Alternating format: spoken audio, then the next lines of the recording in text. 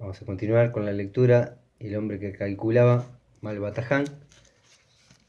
En esta ocasión es el capítulo 6, de lo que sucedió durante nuestra visita al visir Maluf, de nuestro encuentro con el poeta Yezid, que no creía en los prodigios del cálculo, y el hombre que calculaba cuenta de manera original los camellos de una numerosa fila, la edad de la novia y un camello sin oreja. Beremis descubre la amistad cuadrática y habla del rey Salomón.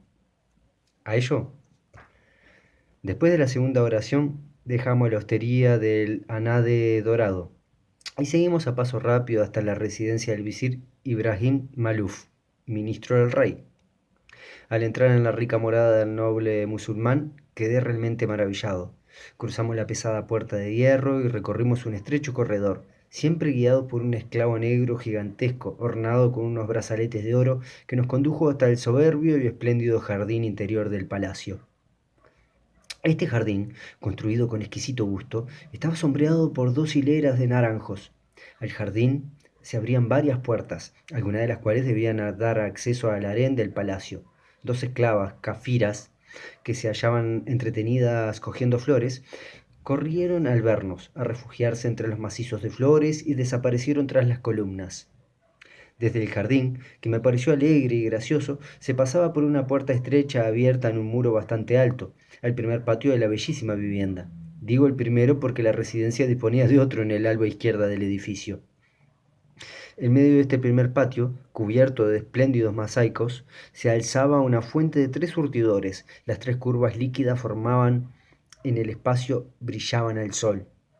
Atravesamos el patio y siempre guiados por el esclavo de los brazaletes de oro, entramos en el palacio. Cruzamos varias salas ricamente alajadas con tapicerías bordadas con hilo de plata y llegamos por fin al aposento en que se hallaba el prestigioso ministro del rey. Lo encontramos recostado en grandes cojines, charlando con 2 amigos. Uno de ellos, luego lo reconocí, era el jeque Salem Nasair, nuestro compañero de aventuras del desierto. El otro era un hombre bajo, de rostro redondo, expresión bondadosa y barba ligeramente gris. Iba vestido con un gusto exquisito y llevaba en el pecho una medalla de forma rectangular con una de sus mitades amarilla como el oro y la otra oscura como el bronce. El visir Maluf nos recibió con demostraciones de viva simpatía y dirigiéndose al hombre de la medalla dijo risueño: Ahí tiene, mi querido Lecid, a nuestro gran calculador. El joven que le acompaña es un bagdalí que lo descubrió por azar cuando iba por el camino de Alá. Dirigimos respetuoso a Salam, al noble jeque. Más tarde supimos que el que les acompañaba era el famoso poeta Lecid Abdul Hamid, amigo y confidente del califa Al-Montacén.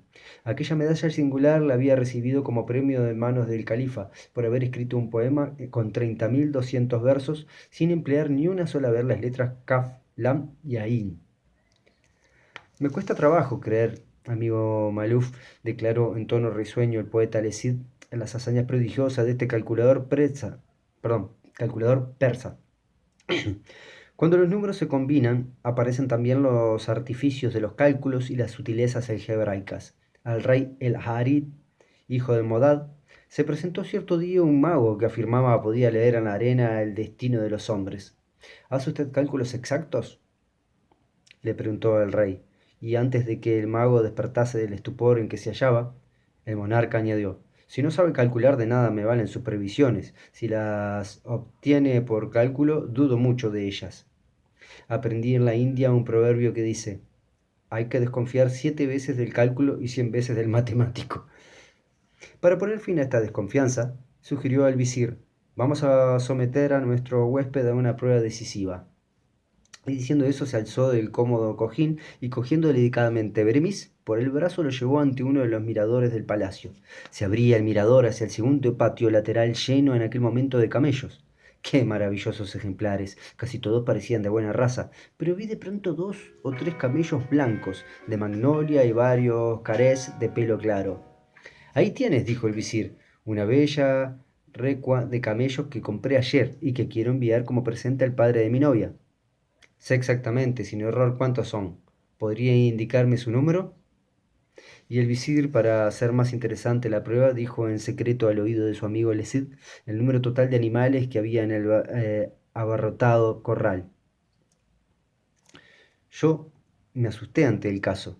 Los camellos eran muchos y se confundían en una agitación constante. Si mi amigo cometiera un error de cálculo, nuestra visita al visir habría fracasado lastimosamente. Pero después de recorrer con la mirada aquella inquieta califa, el inteligente Bremiz dijo: Señor visir, según mis cálculos hay ahora en este patio 257 camellos. Exactamente, confirmó el visir. Acertó. El total es realmente 257, Kalim Ula. ¿Y cómo logró contar tan deprisa y con tanta exactitud? Preguntó con curiosidad incontenible el poeta Lecid. Muy sencillamente, explicó Beremis. Contar los camellos uno por uno sería, a mi ver, tarea sin interés, una bagatela sin importancia. Para hacer más interesante el problema, procedí de la siguiente forma. Conté primero todas las patas y luego las orejas. Encontré de este modo un total de 1541. A ese total le añadí una unidad y dividí el resultado por 6. Hecha esta pequeña división, encontré el cociente exacto, 257. Por la gloria de Kaaba, exclamó el visir con alegría. Qué original y fabuloso es todo esto. ¿Quién iba a imaginarse que este calculador, para complicar el problema y hacerlo más interesante, iba a contar las patas y las orejas de 257 camellos? Y repitió con sincero entusiasmo: por la gloria de Kaaba. He de declarar, señor visir, añadió Beremis, que los cálculos se hacen a veces complicados y difíciles por descuido o falta de habilidad de quien calcula. Una vez en Coí, en Persia, cuando vigilaba el rebaño de mi amo, pasó por el cielo una bandada de mariposas. Un pastor a mi lado me preguntó si podría contarlas. Hay 856, respondí. 856, exclamó mi compañero como si hallara exageración aquel total. Solo entonces me di cuenta de que por error había contado no las mariposas, sino las alas. Hecha la correspondiente división por dos, encontré al fin el resultado cierto. Al oír el resultado de este caso, el visir soltó una sonora carcajada que sonó a mis oídos como música deliciosa. En todo esto, dijo muy serio el poeta Lecid, hay una particularidad que escapa a mi raciocinio. La división por 6 es aceptable, pues cada camello tiene 4 patas y 2 orejas, y la suma 4 más 2 es igual a 6. Luego, dividiendo el total hallado, o suma de patas y orejas de todos los camellos, o sea, 1541 por 6, obtendremos el número de camellos. No comprendo, sin embargo, por qué añadió un 1 al total antes de dividirlo por 6. Nada más sencillo, respondió Berenice. Al contar las orejas noté que uno de los camellos tenía un pequeño defecto. Le faltaba una oreja. Para que la cuenta fuera exacta había de sumar 1 al total. Y volviéndose al visir le preguntó: ¿sería indiscreción o imprudencia por mi parte preguntaros, oh visir, cuántos años tiene la que ha de ser vuestra esposa? De ningún modo, respondió sonriente el ministro. Asir tiene 16 años. Y añadió subrayando sus palabras con un ligero tono de desconfianza. Pero no veo relación alguna, señor calculador, entre la edad de mi novia y los camellos que voy a ofrecer como presente a mi futuro suegro. Solo deseaba reflexionar, Beremis, hacerle una pequeña sugerencia. Si retira usted de la califa el camello defectuoso, el total será 256. 256 es el cuadrado de 16. Esto es 16 veces 16. El presente ofrecido al padre de la encantadora Sir tendrá de este modo una perfección matemática, al ser el número total de camellos igual al cuadrado de la edad de la novia. Además, el número 256 es potencia exacta del número 2, que para los antiguos era un número simbólico, mientras que el número 257 es primo. Estas relaciones entre los números cuadrados son de buen augurio para los enamorados. Hay una leyenda muy interesante sobre los números cuadrados. ¿Deseáis oírla? Con mucho gusto, respondió el visir. Las leyendas famosas, cuando están bien narradas, son un placer para mis oídos y siempre estoy dispuesto a escucharlas. Tras oír las palabras lisonjeras del visir, el calculador inclinó la cabeza con gesto de gratitud y comenzó. Se cuenta que el famoso rey Salomón, para demostrar la finura y sabiduría de su espíritu, dio a su prometida la reina de Saba, la hermosa Belkis, una caja con 529 perlas. ¿Por qué 529? Se sabe que 529 es el cuadrado de 23, esto es, 529 es igual a 23 multiplicado por 23. Y 23 era exactamente la edad de la reina. En el caso de la joven Asir, el número 256 sustituirá con mucha ventaja el 529.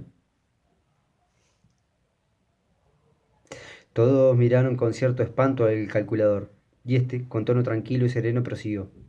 Vamos a sumar la cifra de 256, obtenemos la suma 13. El cuadrado de 13 es 169. Vamos a sumar la cifra de 169. Dicha suma es 16.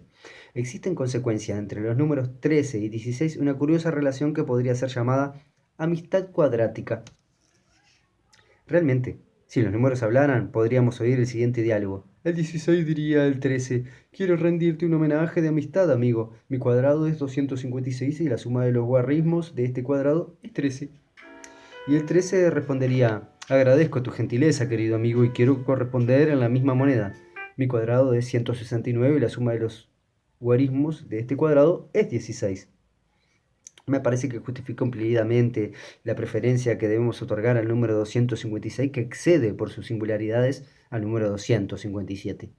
Es curioso su idea, dijo de pronto el visir, y voy a ejecutarla aunque pese sobre mí la acusación del plagiar al gran Salomón. Y dirigiéndose al poeta, Le Cid le dijo, veo que la inteligencia de este calculador no es menos que su habilidad para descubrir analogías e inventar leyendas. Muy acertado estuve cuando decidí convertirlo en mi secretario. Siento tener que deciros, ilustre Mirza, replicó Beremis, que solo podré aceptar su honroso ofrecimiento si hay aquí también lugar para mi amigo Han Tadeh Mayá, el Bagdalí, que está ahora sin trabajo y sin recursos. Quedé encantado con la delicadeza y gentileza del calculador. Procuraba de este modo atraer a mi favor la valiosa protección del poderoso visir. Muy justa la petición, condescendió el visir. Tu compañero Han Tadeh Mayá quedará ejerciendo aquí las funciones de escriba, con el sueldo que le corresponde. Acepté sin vacilar la propuesta y expresé luego al visir y también al bondadoso Beremis mi reconocimiento. Bueno, hasta ahí el capítulo sexto del hombre que calculaba.